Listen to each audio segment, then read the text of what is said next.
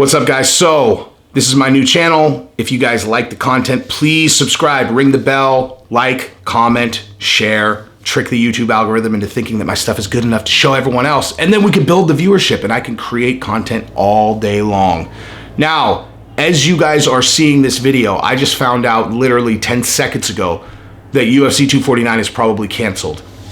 After all this, listen, like Rose Namajunas pulling out because 2 people in her family died of coronavirus. That's a tough one to just kind of go, oh, okay, well, I guess we'll just get you a replacement fighter and a show needs to go on. I mean, it's a rough go for everybody. This sucks. To UFC 250, you got Jose Aldo had to pull out because he can't get a visa until pandemic is over. I mean, it's just like thing after thing after thing after thing after thing. And like, I think Rose having family members die, that was like the straw that just was like, assuming that it's true. I literally haven't even verified it. I'm getting text messages from reliable sources. But so what I want to talk about in this video is how styles and matchups make fights and why MMA math is utter nonsense. So if you talk to casual people, they'll be like, well, this guy beat this guy, and this guy beat this guy, so when this guy fights this guy's gonna win. And you're like, you're an idiot. Okay, if you ever hear anybody give that reasoning for why this person's gonna beat this person, then you automatically know this is a person who does not understand this game at all, actually. This is end of story. Doesn't understand, their opinion has now been nullified permanently, okay? But I'm gonna use 2 examples to explain what I mean. Number 1, I'm gonna run through the algorithm that I use to know whether Conor McGregor is gonna win a fight that he's in. And then I'll run through the 155-pound division, the people at the top, and how this random carousel of guys where this one would beat this one would beat, there's no one who beats all of them. No one, including Khabib. So let's start with the Conor McGregor algorithm that I use. So anytime Conor's fighting someone, the first thing I ask is, how likely is this guy to stand and trade with Conor? Second question is, how strong is his chin? Because if the answer to number 1 is very likely to stand with him, and the answer to number 2 is not a very strong chin, then the answer is he's gonna get knocked out in the first round, period. No question about it. 100 times out of 100, that will be the outcome. That is how good Conor is in the first round on his feet, period. If you want to argue with me about this, I think that there is an entire library or Conor's entire career of work to pull from to show that I am correct about this. There's not a single exception to that rule.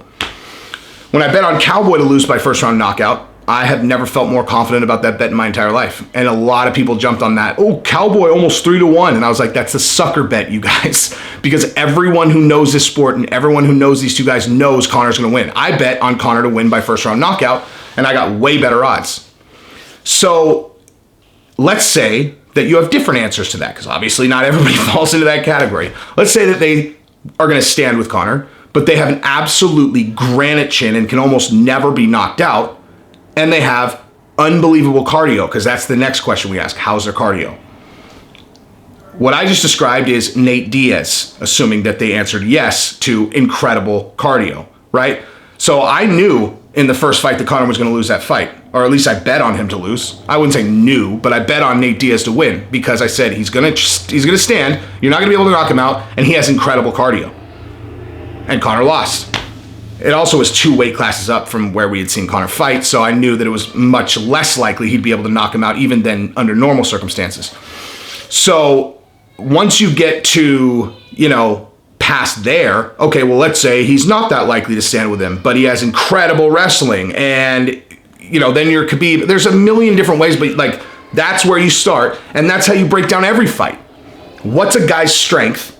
And then you match it up with the other guy's weaknesses or strengths. If they're both strong in an area, then they nullify each other. And now let me walk you through the 155-pound division, and I'll tell you exactly what I mean. So you got Khabib, Ferguson, Gaethje, Conor, right?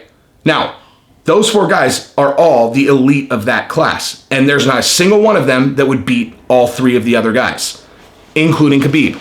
So first, let's start with Conor versus Gaethje, right?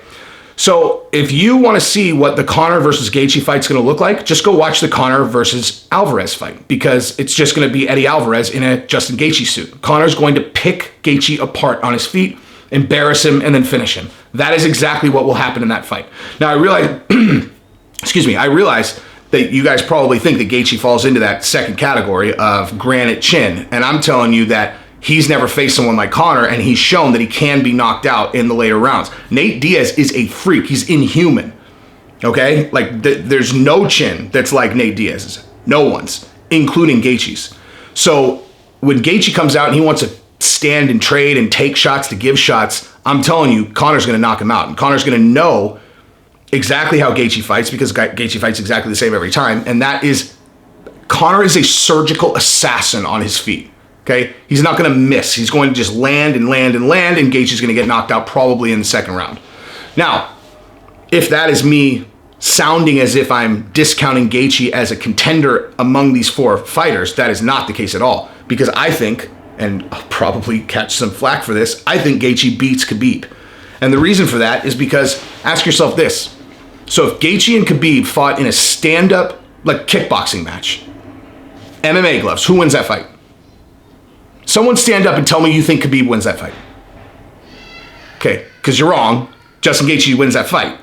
And does anyone think that maybe Gaethje, as an all-American, world-class wrestler, he might be able to nullify Khabib's takedowns? He might be the only one good enough at wrestling to nullify Khabib's takedowns, who's also simultaneously so good on his feet that he'll be able to knock Khabib out, because that's exactly what I think will happen.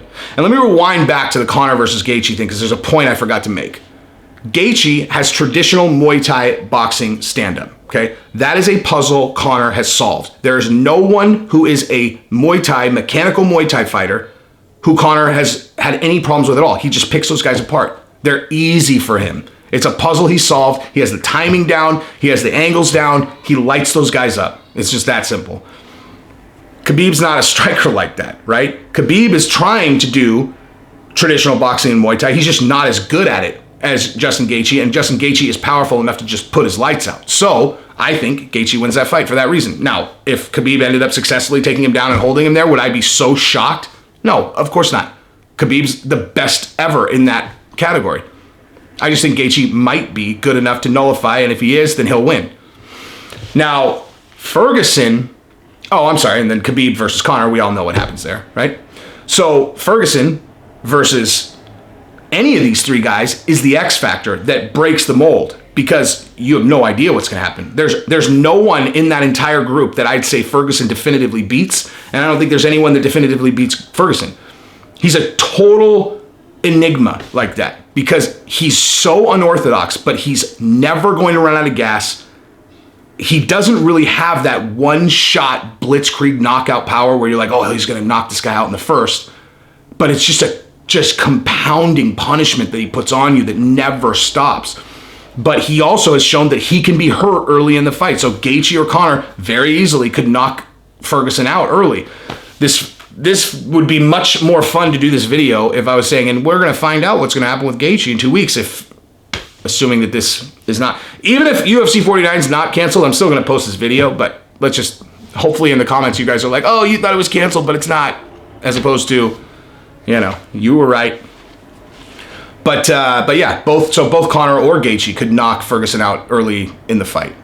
But if they're still around later in the fight and Ferguson is looking across the ring at them, smiling with blood coming out of his ears because he's not tired at all, and you're really tired, you could barely lift their arms, and they're looking at this guy like, oh, this is gonna hurt before it's over. He's gonna hurt me and then finish me. You know it, he knows it, everybody knows it, and that's exactly how it plays out. So Tony could beat either of them, and they can beat him. And I don't think I even need to go through the Khabib fight. Did anyone feel like there was a decisive favorite in that fight? So he breaks the mold. But the point is that matchups and styles, weaknesses matching up against strengths and vice versa, that's what determines fights. And then it's not even just that. It's also how they fight each other, right? Look at Colby versus Usman, right? The Covington versus Usman fight is a perfect example of this. Both those guys, they fight everyone else exactly the same as each other. Put pressure on guys, put them up against a fence, dip them, take them down. If they get back up, take them down again. Just put it on, just non-stop pressure, pounding, just never ending. Their cardio is unbelievable, and they're going to take you down. They're going to put you against a fence, and they're just going to pressure you until you wilt and break, right? Well, What happened when they fought each other?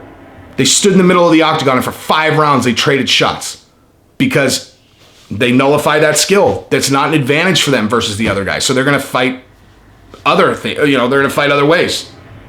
They're to stand and trade. Very even fight until Usman broke. Well, even after he broke his jaw, it was an even fight. He caught him at the end and got him out of there. It was an incredible fight. Fight of the year, certainly nominee. But yeah, I mean, that's just is what it is. I mean, as you get into the top elite level, it's a chess match. Not only are you, sharp, you have to have all your skills so sharp, but you also need to go in there with a game plan that matches the person that you're fighting against. And the one other thing that I'll actually mention, since I just went through the top 4 guys at lightweight, in my opinion, is the 2 sleepers that I have at 170 and 155. So those 2 guys are Oliveira and Burns. Burns at 170, Oliveira at 155. Okay, both those guys could beat any of the other contenders. Okay, Burns, that guy has titanic power, and he's a world champion in jiu-jitsu. What's his weakness, right? What's his weakness? I'll tell you who could beat him is a guy like Masvidal. Because listen, this is the one thing. If you're a tactician at jiu-jitsu, that doesn't mean that you're an expert at taking the fight to the ground. I just saw that I just went out of focus for some reason. I apologize for that. I don't know why my camera just did that. But so there's a big difference between being amazing at jiu-jitsu and being amazing at taking the fight to the ground. Now, Burns is amazing on the ground, not necessarily at wrestling. Maybe he is, maybe he isn't. I don't know, but I do know that he is a killing machine on his feet, and when it goes to the ground, he's a world champion of jiu-jitsu. Not a lot of weaknesses there. But if you've got someone like Masvidal on the feet, picking him apart, maybe he doesn't have what it takes to get it to the ground. So that's going to be a problem for him. But against any of these guys, like, so the Colby and Usman, they take it to the ground. Cool. You're up against a world champion in Brazilian Jiu-Jitsu. Not an ideal scenario, right? And then you look at 155 with Oliveira, same thing. He's very good on his feet, not quite as much power, but very, very good. Lots of unorthodox striking, can hit you with a lot of different things from a really far away. He has great reach, very creative. Then you get on the ground, and he's equally creative and equally dangerous in jiu-jitsu, more so actually. So, listen, I'm going to cut this thing off because I see what my camera's doing, and I don't want to annoy my viewers on one of my first videos. But listen, it is what it is. Oliveira, Burns, sleepers in both those divisions. Either of those guys could be champion in a couple years. But that's what I got for this video. Please like and subscribe, and ring the bell, comment, share, all of those things so that we can grow the channel as fast as possible and give me the ability to just make videos all day long. You guys will be choking on my content. There will be so much of it. All right, guys. Thanks.